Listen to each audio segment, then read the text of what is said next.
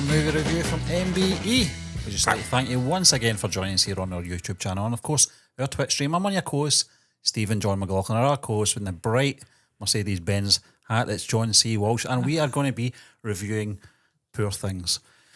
We watched this last week, John, so this is a lot of time. Budweiser and I'm absolutely out of my mind here. A lot of time to absorb, I should say, this film over the last I was observing it, week or so. I know you've observed editing it a few times, yeah. Hi, Daniel, how you doing? Daniel's 37 today. I feel for you, Daniel. Happy birthday, I truly Daniel. do. Happy birthday, though, jesting aside. But as we enter into our mid-30s, well, you're in your late 30s now, Daniel. Yes, I know what it's like, guys. It's a painful experience, you know. I still remember it well. Still it was a decade ago, but hanging away here for my 20s when I was a skinny dweeb, badly dressed dweeb with hyperthyroidism. I don't know why I'm panging away for that. I'm much better now than I was back then in every metric. I digress. But Stephen, anyway, before we get into this, please hit that subscribe button, folks. We are trying to get 25,000. I said this on Tuesday. We're still not there. So please hit that subscribe button. It's free. It's free content, guys. So much appreciated. We're not far away, to be fair. We're doing very well, 26. John. For a few advisories this week have told us to give up the YouTube channel. Well, that's not going to happen. And we're here to stay. 10 million views. Give up the YouTube channel and stop talking. Yeah. So now I'm going to talk even more. Yeah. So anyway, you've just done the Matador, red rag to a bull. I'm going to talk even more now in these reactions. John, we're doing a bit of a what's it called? Inception at the moment with our movie watching, because we're obviously in the middle of one just now, which we'll not reveal at the moment. We'll do that on Sunday. Very good. Very good film. So we watched this one last week, although the watch-alongs only went out this week, and obviously part 4 went out yesterday, so this ties in nicely with the flow. It's almost like we know what we're doing here. And I think, I think we do. I think we do. We were talking about when this was going to sort of tie in, so to be fair, we kind of do. But yeah, I think we've had to have a week just to sort of take this film in so we can collect our thoughts. And I know that we kind of briefly touched on these kind of things at the end of every episode that we did on the watch-alongs, but it's good to get into a more sort of in-depth review now. So I'm going to pass it over to Jonathan, and he's going to take us through this review experience. Yes, I shall. Stephen, I normally start the review off by discussing how excited we were and the overwhelming amount of knowledge we had before going in to watch the movie that we are reviewing and indeed did a watch-along to. Wasn't really applicable to this one though, because obviously I can't speak for you, Stephen. I hadn't heard of this film until Emma Stone started getting Oscar buzz, and indeed it was the night of the Oscars where she won. I'm like, you know what? That's on Disney Plus. John, he does read your top 10. No, I know. No, I do. I read his top 10, but I hadn't. I mean, I take it in, but then it just goes. We are so busy reacting to stuff, doing content, doing a lot of indie sort of related content that I do take it in. Gianni's a wondrous writer. Yeah. And I know that he had it on his list. He does. There's another one on his list that's just came out on Disney Plus. It must be very, very good then, because if Gianni's got it on his top 10 list, Emma Stone's now getting Oscar buzz. Yep. I'm like, maybe that's something we should watch. Well, but it makes sense, doesn't it? Getting into it, I didn't have a huge amount of knowledge on the movie. My memory's not that good that I can remember back to, was it January when Gianni sent the list over? Yeah, first week. It's like 2.5 months ago, 3 months ago now. Yeah. My memory's not that good. It's good, but it's not that good that I remember. Well, John, I'll put my hands every aspect of the story. So I came into this a bit blind. I don't know about as much as obviously we read Gianni's top 10, and the hard thing is that most of these films weren't out in the UK at the time. But there's a Paul Giamatti one in there that I want to see as well. Has that came out? Is that the one? I don't know if it's out in the UK yet. Yeah. I'm not sure, but it's just it's one of those ones. But you're absolutely right. I think, John, the attention did turn to this film, obviously with the Oscar buzz. Yeah.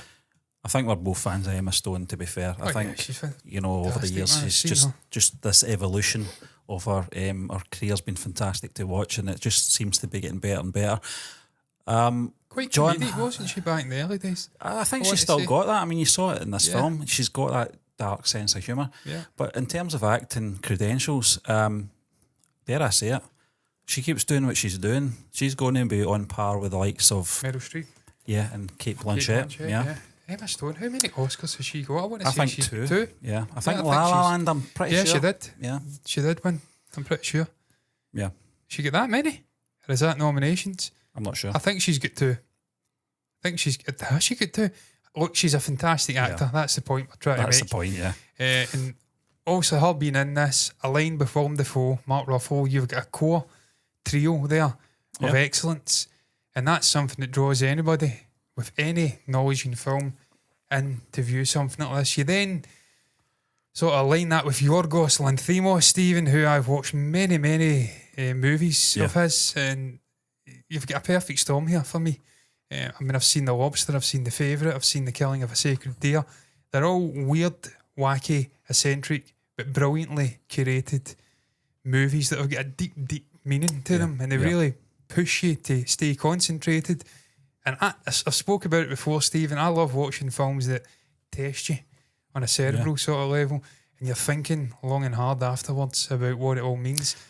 Even now, I'm still thinking about aspects of this. During the film, you're thinking long and hard as well, John. But you're not missing the point at any, stage in the film. You're thinking, what are you doing at sometimes when you're watching his movies? Anyone that's watched our watch along will see that we were breaking down the sort of dynamics of this film, the sort of technical elements. We were talking about those set designs. We were talking about that score, which started off very primitive and then became this beautiful thing. And everything in it, from production-wise to the characters, grew as the film progressed. And that's one of the things that I think we took from this film. And I mean, John, you're absolutely right in terms of the message is always clear in his films. And away from the sort of obscure camera lenses, the angles, the colour palettes, obviously some of it was shot in black and white in the early sort of stages of the film. It doesn't distract you in any way from the core story. And that's one of the sort of things I took away from this. Concentrates, I think so, what's going on even more, because certainly I know it's just talking about the technical aspects. This isn't going to be a linear sort of sequential. Now we've talked about the actors. We're not going to do that. It's going to be fluid. And you've mentioned the sort of visual elements, so we'll just go right into that at the moment, Stephen. The way that they did utilise, and I believe it was your man here, Robbie Ryan, who has he worked in anything else? Slow West. I fucking love Slow West. The favourite. Yep. Fantastic cinematographer. The way that he utilised the sort of darkened edges with the fisheye lens, when there was something happening on a sort of emotional level with a character. Right off the top of my head, I think of the Duncan character going to assault the old guy on the dance floor, the edge of the dance floor on the cruise ship. It goes to that shot. It's almost like it's signifying some raw emotion within the character. We've seen it numerous times with Bella as well. There was just some clever stuff going on a technical level with this movie. Many clever things going on. Early doors, the shots were very much slowed down. A couple inches off the ground, looking up. Everything felt massive.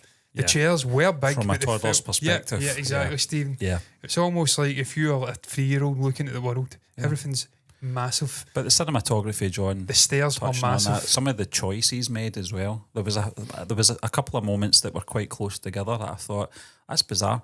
And one of them was obviously the panning from the centre to the left back to the bed. Yeah. When there was no one there. Panning and the other to one the was bird. the bird, the pigeon as well. And I thought, it's weird because I've seen that technique used in the Truman Show, but there was a purpose for that because it was CCTV cameras tracking the main character. And there was some vibes of that in this film where they randomly, as you said, went to that fisheye lens. Yeah. It looks like a spy hole through your door, your front door. And you're like, why did they choose that? Obviously, it's an artistic choice. He obviously felt that was the best shot to put at that moment. And I don't know the ins and outs of the reasons for that, but I just thought it was very interesting. I think it kept you alert. It kept you, and I think that was one of the other, I think it was to make sure that it was like not a sensory overload, but it was to make sure that you were paying attention to every little detail. And I think we did, John, to be fair. And even the black and white, Stephen, I love it. They do this, the black and white stuff. Obviously, you've got homages to classic movies. And I think of The Lighthouse, that's kind of a homage to those old school movies back in the day. Like, they're doing a remake of it. The sort of, I don't know what you'd even call him. He's not a count, but he's like a rich man from Transylvania or something like that. Whatever the fuck it's Romania. You know, the horror story that's been remade. Yeah. I can't think of it just now. So that's with an N. Nosferatu. It's almost like a throwback to them. But then you have other sort of creative people The who Laughing utilise Man the is another Laughing one, Man. yeah. It's those kind of old school primitive movies with weird aspect ratios and stuff. That I feel was a homage to that, what Robert Eggers was doing with that movie. With this one though, and obviously we've seen it before with the likes of Schindler's List, that's very much a motive of what's going on. It's black and white. There's no life here. There's just sheer despair. Yeah. Everything's just been drawn out. The colours have been drawn out of the world. The little girl with the red dress is very symbolic. Quota Factory, Stephen. Yeah. Great Indian TV show about trials and tribulations of students in this particular town studying for this ridiculously hard examination.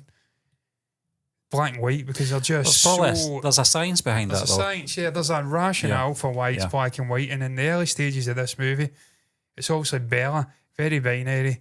It's Godwin. It's this house. She's very simple at that point. Bella learning, Baxter, yeah. Bella Baxter. She's learning in a sort of expedited rate, but everything's sort of it's symbolised by that black and white. When we do transition to colour as well, John, it's not our colour like you're saying just now. No, it's very technical. It's like Wizard of Oz. Yeah. You know, when they're at Lisbon, those set designs. I got that throughout this though. The set designs were very much old school, 1950s, 60s. Yeah. Hollywood, the sort of golden era. Yeah. Massive sprawling sets. Bright colours, yeah. Bright. And I said at the time, I think it was, what was it I said? I mentioned a film, Casablanca. And I'm like, am I talking shit? No. And then I actually searched it up. I was fucking spot on. The sets were very extravagant.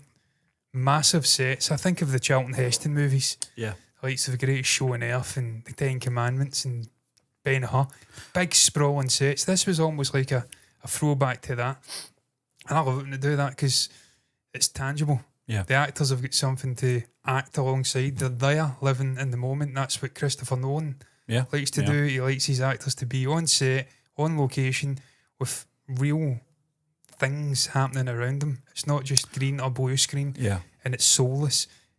Much prefer that when you've got actual fucking tactile places. And when they did use, I think, John, you said perhaps they were using that Lucasfilm they technology. Definitely did use it. I searched up for the boat, the volume. Boat scene, the volume. They utilised the volume. Even when they were using that, and we're sitting there going like, the ship looks cartoony, but it's not the way. Look at that CG; it's terrible. It's a deliberate choice, you know. And it's just, I thought some of the visuals were absolutely amazing. I've never seen these. Motion. Yeah, it was. You know, obviously, James and the Giant Peach. Yeah, or Wes Anderson, fantastic Isle of Dogs, and stuff like that. Yeah. So, yeah, I liked that. I thought it was just kept the film fresh. Oh, Stephen, technically it was fucking outstanding. I just think they hit their mark every time with their choices in terms of cinematography, colour palette, sound design, and dialogue, John. I know we'll get into it, but some of the dialogue in this film was just so memorable. Tony McNamara rings a bell, the writer.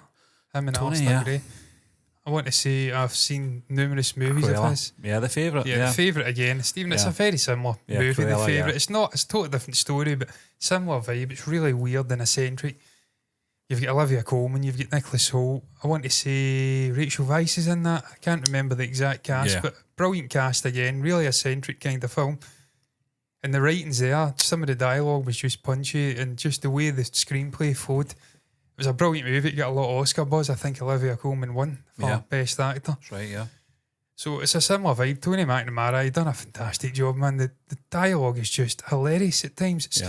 And the way that they utilised the dialogue for Bella, you've really seen her development. Because it was really simplified English at the start. The speech patterns were incredible, John, and fully understood. That would have been hard to do, to sort of deliver that, make it sound almost like a toddler. You know yourself when you're around toddlers, the way they speak. Yeah. Sometimes it's broken English or it's the words are around the wrong way at times. I thought she nailed it. And it was a great way to watch this character develop as well. I know obviously Godwin said that very early on that her development will be advanced. She will progress very quickly, but it was good to see those early scenes that we didn't miss the sort of early years of this development. Yeah. And I thought it just showed again, you know, what an incredible actor she is. And you've got moments where she's saying words like empirically, and Duncan's saying, how do you know this word but you don't understand this? Yeah. Very deliberate, because she's been around Godwin. And Godwin uses that a lot. He's a man of science. Somewhat of a scientist myself, you know. It's just sort of playing back against Stephen. That line you said was amazing, incidentally. What was that?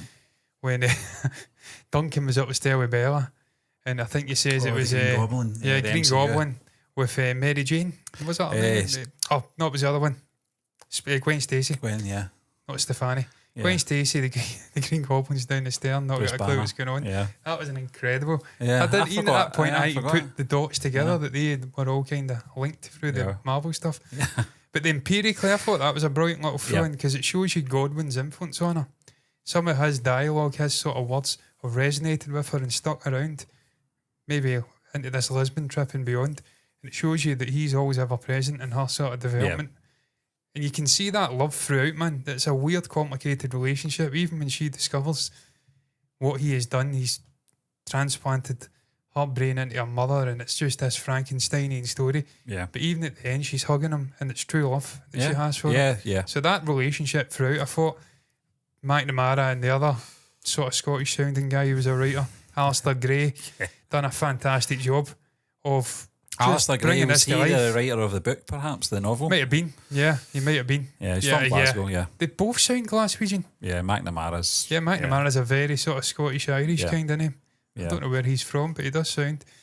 Yeah, I mean, that's definitely a Scottish name, Alistair Gray. Stephen, someone said that in the comments last night. I didn't even realise this was based in Glasgow, the actual novel. My ignorance, I didn't even know there was a novel. I don't think it I want to mattered, read John, to be fair, but it's interesting to know the origins of the story and where it came from. But I knew, obviously, through my work, but I didn't want to get into the film really knowing that because I would have had different expectations. So I kind of ignored the sort of nitty-gritty of the book. But I don't think it matters, to be fair. Obviously, there was some artistic choices made to make this film. No one would have understood and a Glaswegian stuff out, You see the shit we get. But I get Willem Dafoe's character speaking Scottish. Yeah, but I get that, yeah. I think that's what it was meant to be. And It wasn't Glaswegian, it was No, it was some weird fucking lighthouse, Newfoundland shit again. But bits of it kind of sounded Groundskeeper Scottish. Willie, Yeah, it was very much fucking Scotty from... Okay, then, Yeah, Scotty from fucking Star Trek vibes again. But look, Willem Dafoe's fantastic, man, so we'll give him a bye for that. Yeah. And at least I they try thought it to was good, play it in a little bit with the Scottish stuff. Stephen, in terms of structurally, this movie is very linear because she is learning in an expedited rate. We start the movie off with an unbelievable shot. You mentioned it, striking colours. It's a purple, I want to say a purpley blue dress. It's the sort of it's not midnight, but it's a Midden, I thought you said that. Yeah, it's a sort of Scottish darkened sky. She's jumping off the bridge into the waters. It's just a stunning wide shot of her falling into the river below.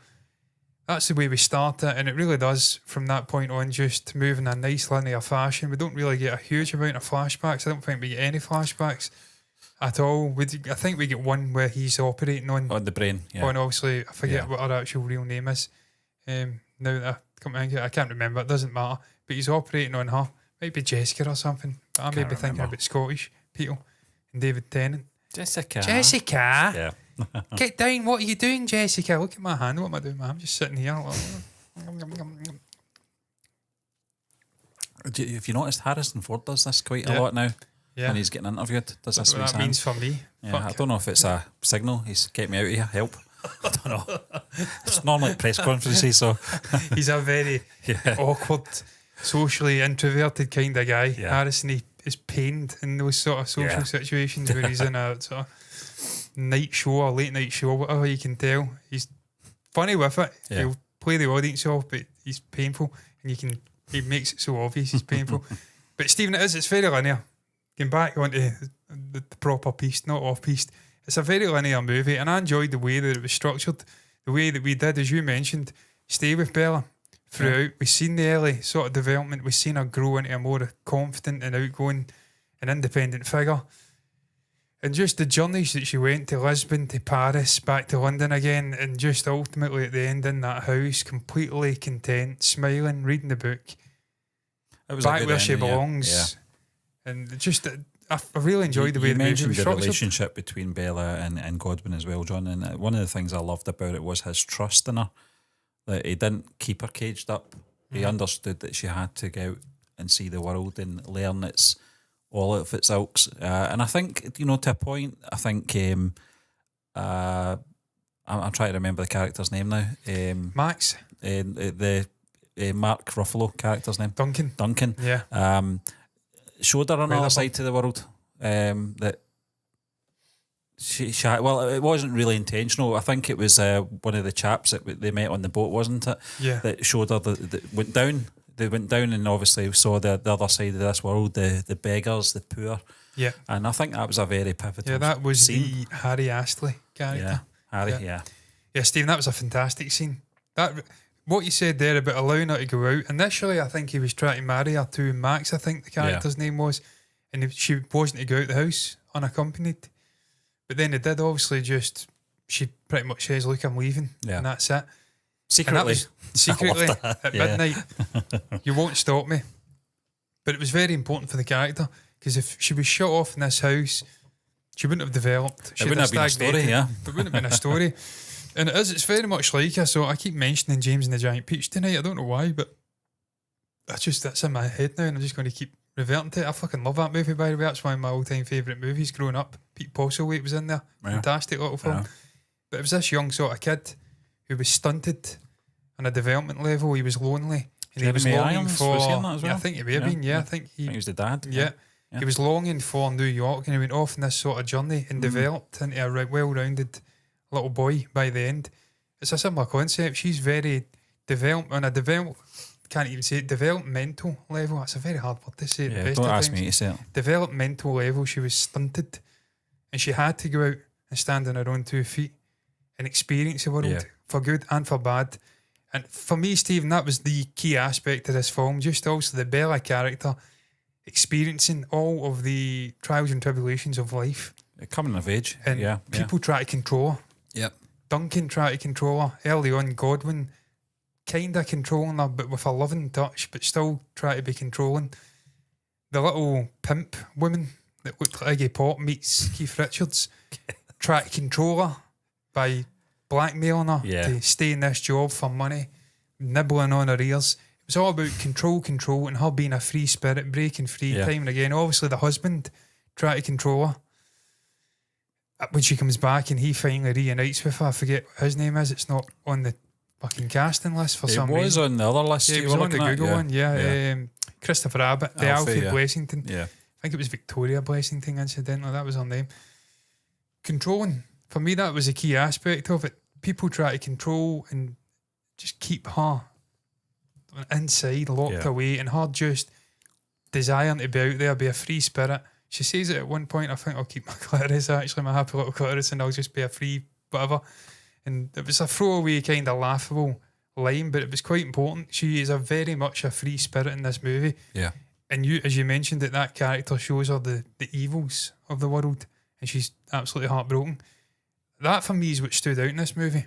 Yeah. On a story level, on the sort of structure level, as she's developing, she's seeing all the wonders and the sort of evils of the world, the good and the bad, if you'd like, just following her journey. It's just handled beautifully on a structure level, on a story level. Yeah. And you can see now, I mean, I didn't know at the time where they've got it from. It's from a novel. All the best movies are adapted from novels, I tend to find anyway. Yeah. I mean, I think The Shawshank adapted from a Stephen King short novel. All the best, obviously The Lord of the Rings, J.R.R. Tolkien, all the best movies seem to come. I'm not saying there's no independent fucking thinkers who have not created an original script, but the great stories tend to have their roots in a great novel, and you can see like much of them, John. You'll see that there's probably some more artistic choices. We mentioned some of them. Obviously, Glaswegian dialogue would have been totally pushed to the side, but I'm interested to find out from you guys, anyone that's watching this that's read the book and watched the film, in comparisons, if you can let us know. How close it is to obviously the story, because one of the things that we talked about, I don't know if it was recorded, John, or not, but when we were doing the watch along was this would have been very interesting pen to paper for the screenplay, and how do we translate this onto film, you know, because any film that's like this, it's visually obscure, and sound designs and all these other artistic choices, it all has to come round a table and be discussed, and they have to make decisions on what goes in and what can be translated well from novel to film as well. Yeah. And we've seen it many times, John, in some of the films that we've watched and done watch-alongs where we're like, how did they even begin to pitch this? Well, we know this came from a novel, so I'm just searching up the other ones that he's done. The Lobster. Seeing if they're all novels. And it seems like they are. Yeah. Potentially. Well, the favourite's based on a novel. It'll be very interesting to find out the percentage of novels that become films or films that were novels prior, you know. But The Lobster was an original story conceived by Lanthimos, so he's got some original thoughts in his body. It's good to see. Yeah. That's not me putting him down. I love that director. I think he's absolutely fantastic. But there's always a risk. Stories. There's always a risk, John, when you do that, because you are going to piss people off. Mm-hmm. We've seen it with Lord of the Rings. Some of the things Peter Jackson did. It didn't piss me off. Necessary. I thought it was necessary, but a lot of people didn't like that, and I would assume maybe there's people. Tom Frank Herbert. They fucking read the books.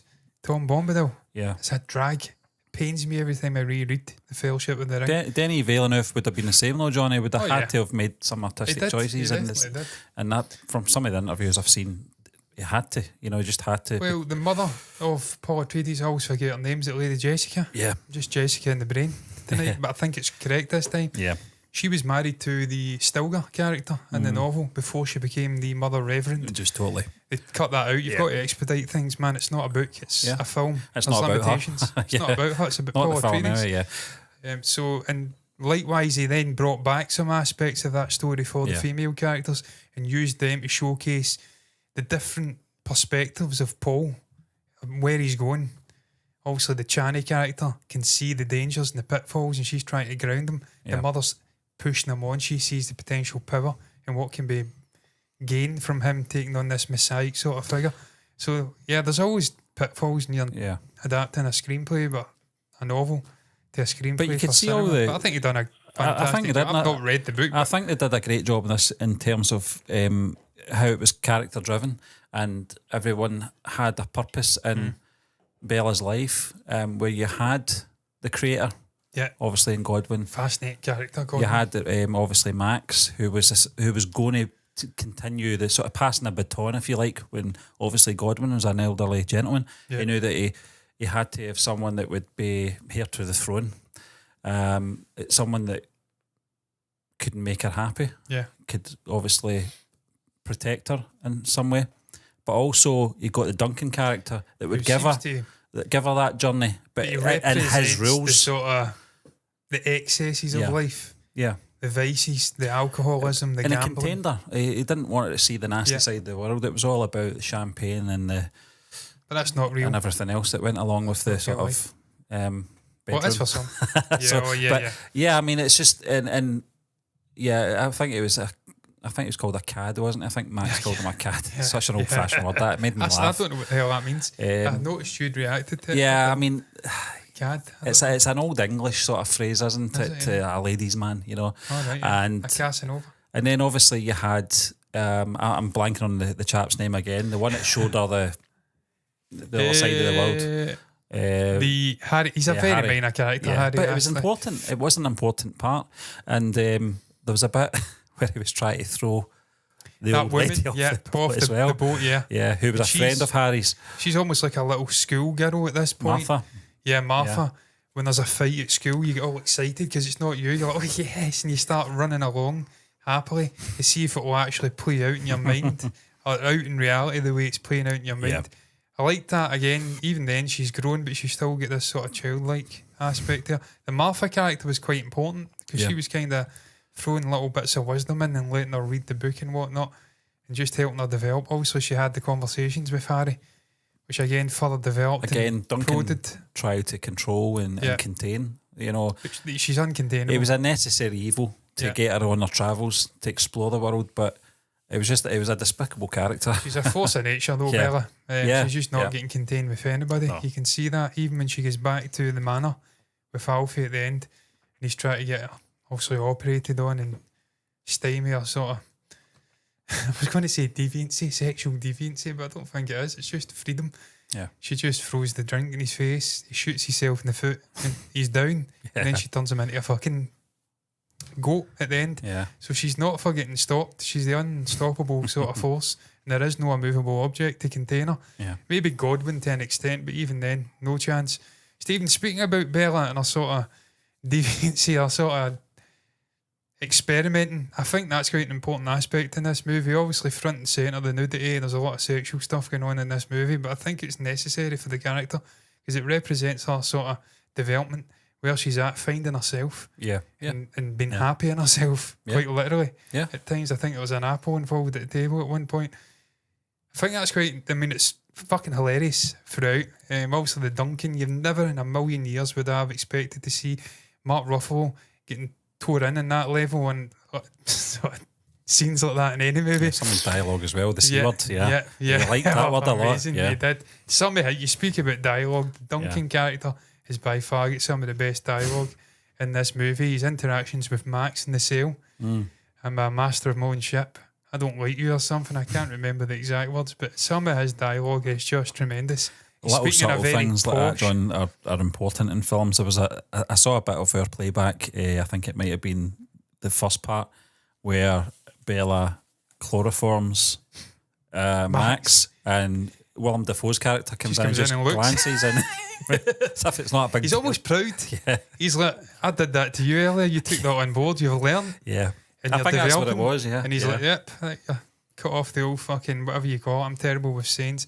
Chip off the old... Block. Yeah. Yep, I'm terrible with sayings. I thought you were talking about something else. The bit she's holding something up. Oh, God, yeah. Stephen, that's, I mean, but yeah, obviously that moment was hilarious, and obviously checks his pulse as well to see whether he's still alive, and she's done a good job. I think he's quietly quite proud. Yeah, I think he was. He was a proud father, yeah. Yeah, but you mentioned that obviously her just exploring right from the very start. The dead body, when she's stabbing those eyes, man, I was cringing. Oh, yeah. And that's something, look, that he's done time and again, Yorgos. He doesn't shy away from these sort of violent moments. I mean, I remember The Lobster. There's some crazy fucking moments in that, bludgeonings and stuff like that. It's been a while since I watched it, but I'm pretty sure someone jumps out a window and he's not exactly shy in showing it. And there's some weird shit going on in that movie. So I know for a fact that's his style. He doesn't shy away. He likes to show everything.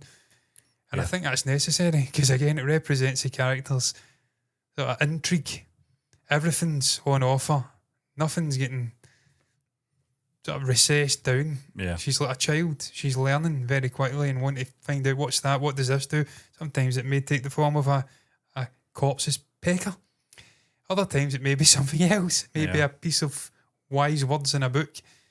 But just a really interesting story, Stephen. The Bella character, her development, the way that she goes from a childlike character peeing herself, into a fully formed, confident human being at the end, studying to be a doctor, and right down to the physical acting. Yeah, she's moving about really awkwardly. Yeah. It's almost like she's never fucking walked before because she probably hasn't. Yeah, she hasn't. To the end, she's walking very confidently. And again, on a technical level, everything seems massive. By the end, it's all normal sized. Yeah. We've just went on this journey. John, it's really clever. There was times when I forgot it was Emma Stone we were watching, just because the sort of change in her persona and her body language and in her speech and her look as well. It just times I was like, oh, this is Emma Stone I'm watching. It just took me away from reality for that duration of the film. And I thought, I know we're getting to standout performances. It's a bit obvious where it's coming, but Margaret Qualley was in there as well. Very minor role, John. She's almost representing for me. She's a backup. Yeah, she's a backup Felicity, for Bella, but she's like a failed backup in the main. She's growing. She's also developing, but she's necessary to show how unique Bella is. Yeah, and I think that, Godwin says that near the end. Yeah. I can't remember what the exact conversation was, but it was regarding him being her creator, her master or something. He's like, no, I've just brought you into the world, if you like, gave you consciousness, but ultimately it's on you. She's walking around painting in the walls or something, talking about Felicity, and you were away doing this. It's showcasing it. Look, I don't know, I could go off in a spiel here and look too deep, but it's almost like these gave life to these two beings, for lack of a better word. They're humans, for fuck's sake. They're humans, but they're weird. They're Frankenstein monsters. And you can see how one's went off and just completely prospered and became what she is. And Felicity's very simple. Yeah, they're different. That's what I'm trying to say. Yeah. And it represents her again. You can't make an army of Bellas. That's basically... she's an individual. Yeah, she has her own free will. So that was a long-winded way of saying that. But yeah, Margaret Qualley's a fantastic actor, but she's nowhere near. No. I mean, she's kind of just starting out, to be fair. She's, she's only been maybe the last 5-6 years sort of in prominence, hasn't she? But a very contained cast as well. She's funny in it, man. When you look at that, John, you mentioned Emma Stone, Mark Ruffalo and Willem Dafoe, who are the big three in this film. There's no doubt about Rami that. Youssef's good as well, though. He's quite and I would say probably that they're the secondary characters, and Felicity, Max and Alfie. Alfie to a lesser extent, because he only comes into the last sort of half hour of the film. But I was going to say something else, but I can't remember. But just in terms of the story, even when we got to that point near the end where she was at the altar with Max, and then it was interrupted and it took us off on another story, I wasn't concerned or worried at any point. Now, John, we were watching Salar, where that was kind of there was a 35-minute period where it felt like a different film. It just went away to different and that characters. was one of the things. It was a niggly thing more than anything. It wasn't major or anything. I don't really want to get back to talking about Salar. We've done that, but I didn't have any sort of worries when they went in that direction. I thought, this is just another part of her life. It's another part she has to deal with, and how's she going to deal with it? Again, for me, it goes back to, I've not read what other people are saying about this movie, the thematics, the hidden meanings.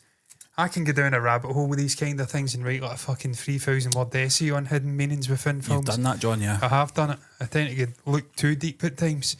And I don't know what people make of the book and what the actual thematics are in the book, but for me, again, it's just about free will, consciousness, this creator figure. It's almost Frankenstein, but first and foremost, it's about Bella. Yeah. Developing, become their own person, life in general, how the individual blossoms and how we're all different. And things try to stymie you, slow you down, put obstacles in your way, but ultimately it's down to you to break through and be the person you're going to be. I think so, yeah. And again, the Alfie character tries to bring her back. It's a life that's alien to her. It's her mother's life.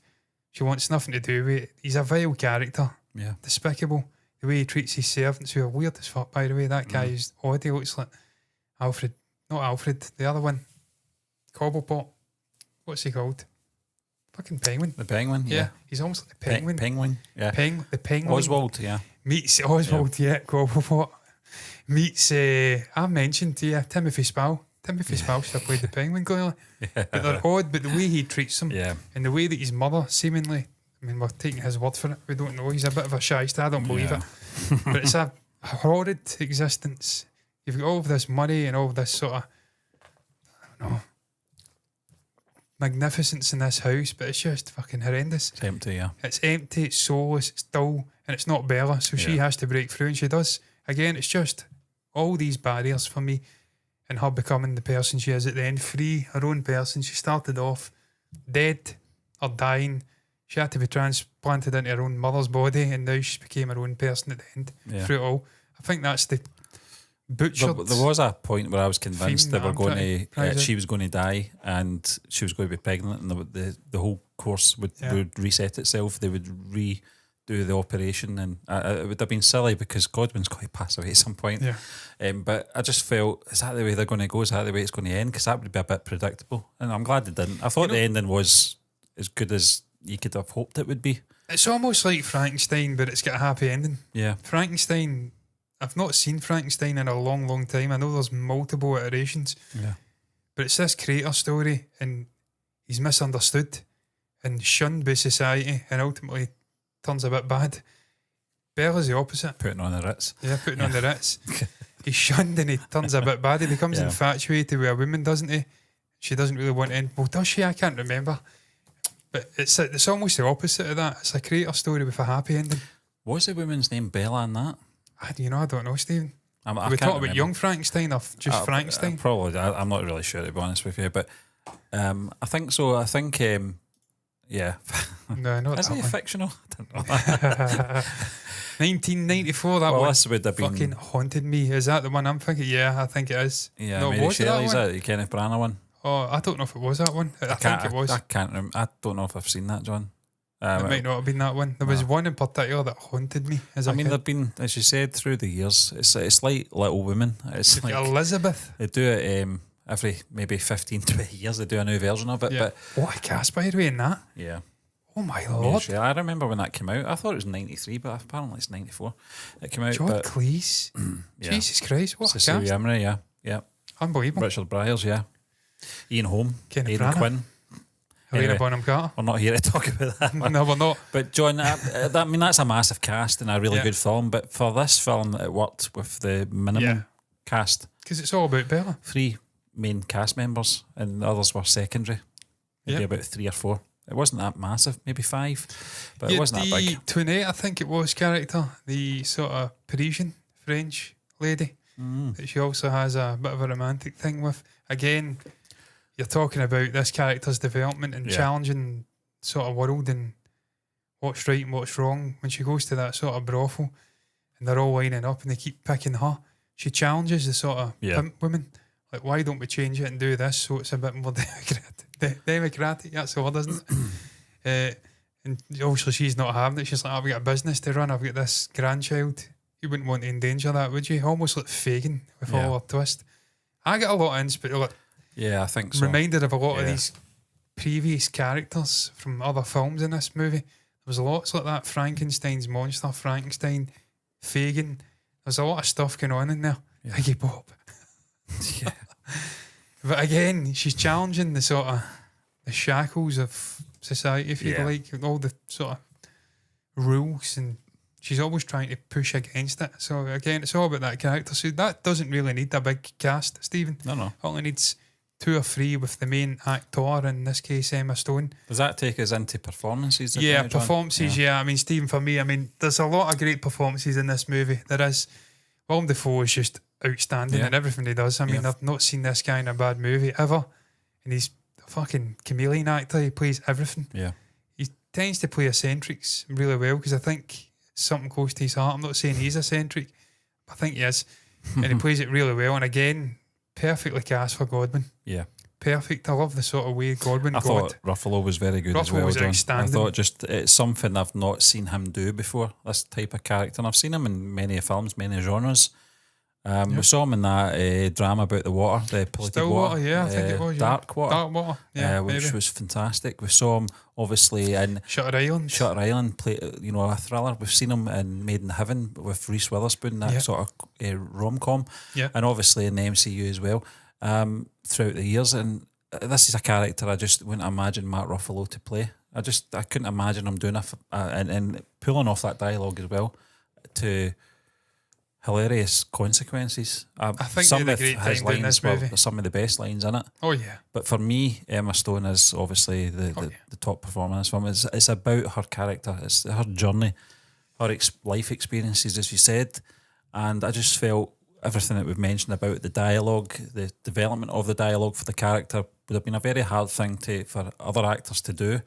But she's that talented. That sounds condescending, but she's really good. By the way, you should watch her. She is, but she is, and definitely in this film, John. It's another level again. She just seems to get better and better with every film she does. 100% deserved the Oscar this year. The development in the character, she's the heart and soul of the movie, as I said time and again. The sort of centerpiece of the story, and it's her development, the physical acting, the vocalization of the dialogue, really simplistic, childlike. They've been sort of wise, sort of, I don't know what you call them again.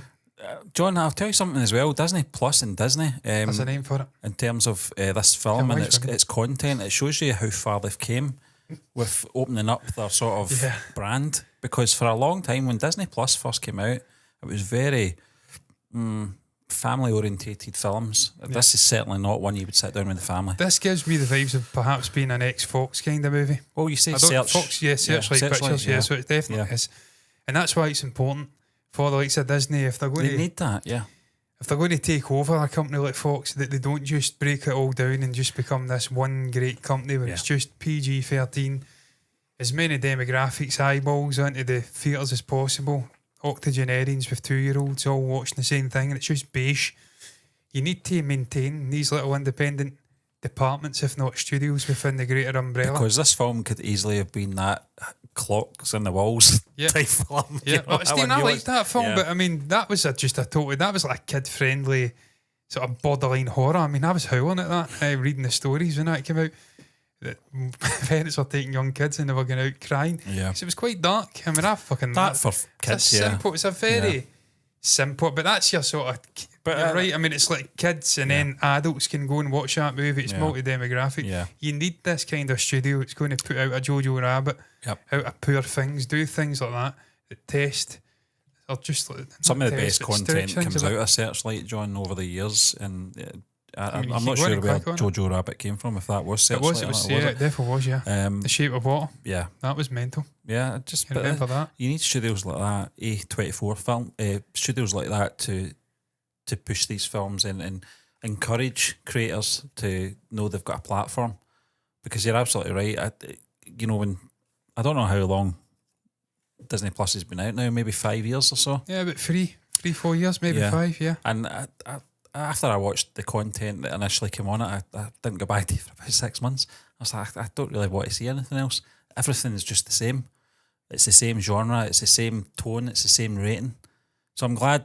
One of the best things they did, I would have preferred if 20th Century Fox just stayed where they were. But when Disney took them over, I was concerned. But now we're seeing the fruits of the labour. We're seeing films like this. I mean, you look at that, there you go. I mean, look at those stats, Stephen. That's from March this year. Yeah. Founded in 1994, Fox Searchlight Pictures has amassed, it's grossed over $5 billion worldwide, and it's amassed 46 Academy Awards, including 5 Best Picture winners. Slumdog Millionaire, 12 Years a Slave, Birdman, The Shape of Water, Nomadland. All good films, yeah. And obviously now they've got another one with Emma Stone, a couple, because it was production design and whatnot. Yeah. So that speaks volumes. It's a sort of independent studio within a greater studio setup. Originally Fox, now Disney. And you're talking like 50 plus Academy Awards. Yeah. If not more, I don't know. But it is now. But it's probably 46 because that was recent. That was up till the Oscars, wasn't it? Maybe just before. So it's like 50 now, potentially. That speaks volumes. They know what they're doing. There's excellence in that studio. And they're producing fantastic films. So that's why it's important to maintain that in a Disney setup. So you've still got that mature, different, independent kind of story getting made. I fucking love this film, Stephen. Just briefly, technically, you mentioned the score. We didn't give the sort of desserts to Jerskin Fendrix. What a score. Yeah. Just the way it built, as you mentioned, from really childlike, simplistic musical numbers into a fully fleshed, into a fully fleshed proper score. This guy's that's his first time composing a film. John, there was a moment with the harpsichord. I think it's when Duncan was going up the stairs. He was saying he was going to the loo or something like that, and they played the harpsichord, and it was just like random notes, and I just thought that's the most bizarre thing ever. And you were talking about the scale, the sort of scale of the house as well, but it didn't feel as big later on in the film. I think that's just I just in a technical point of view, I don't think I've seen a film do that before, where the same set looks different in a different perspective. Duncan was tripping over the stairs. They were that big he couldn't walk. He looked like a little doll. He did in a proper house. It was massive. Yeah. It definitely wasn't that big at the end. It wasn't an optical illusion. It was definitely deliberate. It's almost like the moon. Yeah. They say when you've got a super moon in the sky, it's the same size as a normal night when you've got one moon, or a normal moon. Yeah. It's apparently the exact same size. No, it's fucking not. I don't care what you're telling me. It's about 3 times bigger. It's obviously an optical illusion. Something's going on with the atmosphere and it's making it look bigger, but it's not the same size as the moon on a normal night. I should fucking know because I can see every June C or whatever you call it on that moon when it's a super moon. A normal moon without glasses, I am toiling. I can see it, but I'm toiling, so don't lie to me. I digress. Don't lie to me. What's that from again? Sure. That's from something. Yeah. Oh, can't remember. Doesn't matter. Before I go, I don't know anyway, so. It's like Limmy or something. Yeah, it sounds like something. Oh, it sounds like Moonbeam. Yeah. Something like that. I can't remember. It's like one of those Larry for Sleep Don't ones. worry me. Don't worry me. That's it. Don't worry me. Fucking amazing. I digress, Stephen. This film, man, what are we saying? Final thoughts. Shall I go first? Shall you go first? I think you should go first, John. Stephen, I really enjoyed the film. This is right up my street. I've watched many Yorgos Lanthimos movies before. I love Robert Eggers movies, The Witch, Northman, off the top of my head, Lighthouse. He's delivered these eccentric, weird movies. I like the Ari Aster, slow burn sort of horror movies that are quite off-kilter and weird. The theme is that I like weird kind of movies, thought-provoking movies. Yeah. I like those eccentric Joaquin Phoenix movies as well that come out every now and again. Like Her. There's another one where he played this sort of vigilante. There was a paedophile ring. It was quite a weird, dark movie. I like these movies at times. As much as I've got a shield behind me that represents the MCU and big blockbuster comic book movies, there's always a place for this kind of film as well. Yeah. And I fucking love what Yorgos does with these films. It's an interesting story with a really fantastic performance at the middle of it from Emma Stone. On a technical level, it was just fantastic. It was like a Mario movie at times. Like a Mario game. The set designs, the matte paintings, the volume. Just visually alluring. Audio-wise, the score was really interesting. I really enjoyed it. Yeah. Enjoyed watching it. Enjoyed reacting to it. It was funny. Yeah. It dark humour. It was, if you're into the nudity thing, there's loads of fucking nudity in there as well. It was a bit awkward. We didn't even speak about that weirdo guy that was crawling about. We kind of did that in the reaction. Yeah. For me, I'm giving this a solid... I'm going to give it an 8.2 out of 10. That's a fair rating, An John. 8.2. Yeah. It's not like fucking 10 out of 10 perfection. It's not everyone's cup of tea. Not the best movie I've ever seen in my life, but I Yeah. really enjoyed it. An 8.2. Yeah, I mean, obviously, I think one of the things I enjoyed about this film the most was its unpredictable nature. It was just, there was times to that watch along I was making predictions that just didn't come off at all. I never seen where it was coming. I never seen what was going on 5 minutes in front of me. And that's a good sign of a good story, because many times before we've seen a lot of films that you can just see it playing out in front of you, and you just watch it just out of curiosity more than anything. But in this film, it just took so many turns, and it was fantastic. The journey that we saw Bella go on from her early years right through to the very end, where she became this comfortable, independent and confident young woman who was very content in her life at this point. She'd seen everything that she had to see in the world, and it looked like almost retiring back to where she came from in the garden. And just in terms of a contained cast, they are my favourite films when you've not got a big ensemble, when it's maybe 3 or 4 main characters. We've seen it in The Lighthouse with only 2 characters, John. This was probably about 3 main characters, but we did have obviously secondary characters as well that played their part. Set designs were incredible just to look at. Even if you weren't watching the film or listening to the film's dialogue, just watch the visuals, watch those set designs. Yeah. Absolutely stunning, the detail in them. You've got to appreciate that. You've got to appreciate the artistic choices they made, from black and white to fisheye to Technicolor, and some of the sort of tilted angled shots as well, and some of the close-ups, the visuals in terms of, I think it might have been stop motion effect in some way that the CG was used for. Yeah. Absolutely amazing. Everything. Little title. Just details Stuff as well. She's walking down eyeballs and stuff. Really fucking cool. I love those little winter missions. Brilliant. They were really fantastic. good, Just everything about that, just the way it was structured, pace and everything. For me, I'm going to go 8.5 out of 10, John. I thoroughly enjoyed this. It took me by surprise. I was keen to watch it, obviously in Oscar buzz and obviously Gianni's review earlier this year, but you need to see it to believe it. Yeah, I may have been harsh on it, to be fair, but I'm sticking with it. Yeah. Screw it. It's like one bite, everyone knows the rules. What's he called again? Pizza. It doesn't matter. It's Barstool Sports. I love that guy. Listen, this is what I'm talking about. I'm going to go off on a tangent briefly before we round this up, but it's necessary. We've got this behind us here. No sexist, no racist, no fascist. That's a kind of sort of left-wing kind of symbolism. And a lot of people have little pop shots. Ultimately, Dave Portnoy, who does that channel, he's very much right-wing, and he's sort of thinking he's like a Republican. He's very conservative. But I absolutely fucking love that guy. It's all bollocks, this man. We need to shake this tribalism and life politics and start speaking more with each other. I digress off on a tangent there. I just felt it was necessary. Point is, he's politically completely different to me. I don't agree with probably most of what he believes in, but still he's a fucking brilliant guy, and I love his concept of doing reviews of pizzas and getting people in at times from the film world. No less Charlie Hunnam, Matthew McConaughey, I think, and a couple. And there was another guy, Henry Goldie. Yeah. So I love what he does, and that's why I'm not changing. Hugh Grant. Yeah. One bite, everyone knows the rules. One shot at the review, I've rated it, and that's it. Because that was a guttural sort of score, and I'm not going to get back because my gut knows best. That's another tangent. I digress. What was your thoughts on Poor Things? What did you make of the movie on a sort of structural level a story level, an acting level, a technical level, anything you want to discuss or review perhaps, share it down below in the comment section. Maybe rate it if you'd like as well. It's entirely up to yourself. I don't know. Like the video if you enjoyed it, subscribe to the channel, hit the bell icon to get notifications straight to the eyes for future reactions just like this. Do the same thing over in Twitch. Follow notifications button over there to see us over there doing the exact same thing on a different platform. Follow and like the podcast on Spotify podcast as well. What's left to be said though is until the next time, thank you to Daniel coming in. Happy birthday again. Daniel, enjoy it, mate. Me, Steve, they're done.